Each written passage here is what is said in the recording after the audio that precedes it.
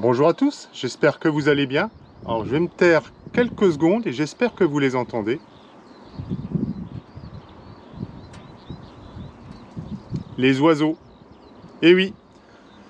Pourquoi je vous dis ça? Tout simplement qu'à partir de ce soir minuit, 15 mars à minuit, jusqu'au 15 août à minuit, pour nous professionnels, agriculteurs et d'autres professionnels, ce geste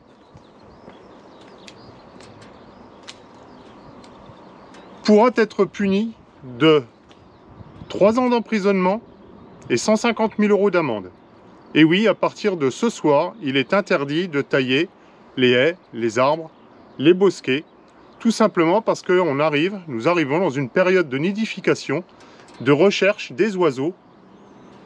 Les oiseaux vont commencer à chercher l'endroit où ils vont se reproduire, ce qui fait qu'on ne doit plus détruire leur habitat. Et franchement, je trouve ça normal, moi qui plante beaucoup de haies.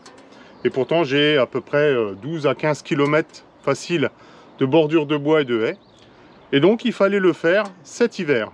Alors, sachez que les oiseaux nichent à différents niveaux. Alors, moi, je ne suis pas ornithologue, mais j'ai pu lire que certaines espèces d'oiseaux, d'oiseaux, nichaient plutôt en bas, d'autres au milieu et d'autres sur le haut. Ce qui fait que vous n'êtes pas autorisé à tailler seulement le bas ou un peu le haut, etc. C'est tout, vous ne devez rien tailler du tout.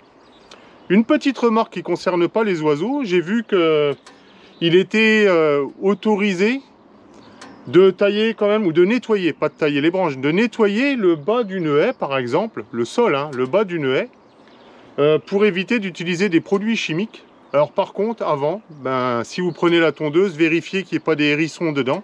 Parce que je peux vous assurer que des hérissons morts dus à des coups de tondeuse sous les haies, il y en a des quantités.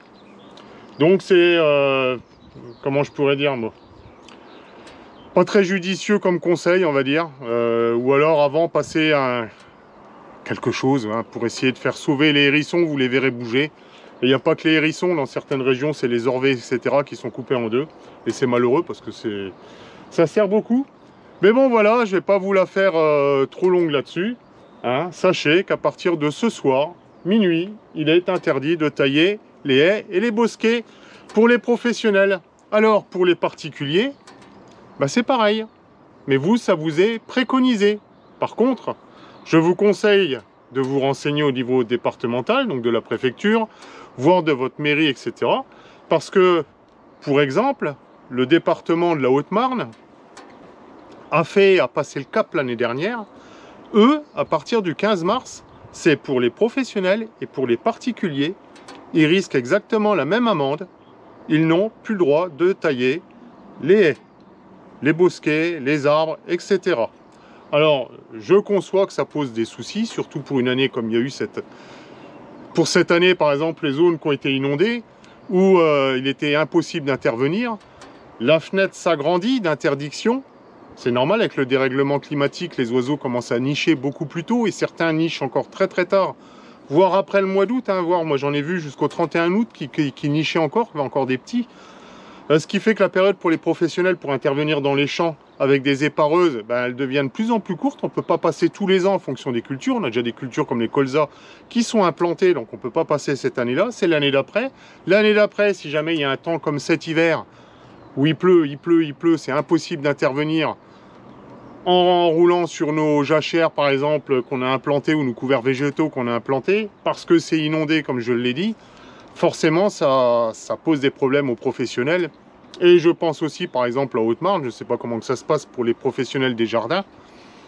Comment est-ce qu'ils font pour travailler? Est-ce que du 15 mars au 15 août, ils arrêtent totalement de travailler et se mettent au chômage? Ça, je ne sais pas. En attendant, voilà, je vous le répète, à partir de ce soir, vous risquez jusqu'à 3 ans d'emprisonnement et 150 000 € d'amende si vous faites ce geste. Bon allez, je vous souhaite à tous un bon week-end et puis à la prochaine vidéo. Salut!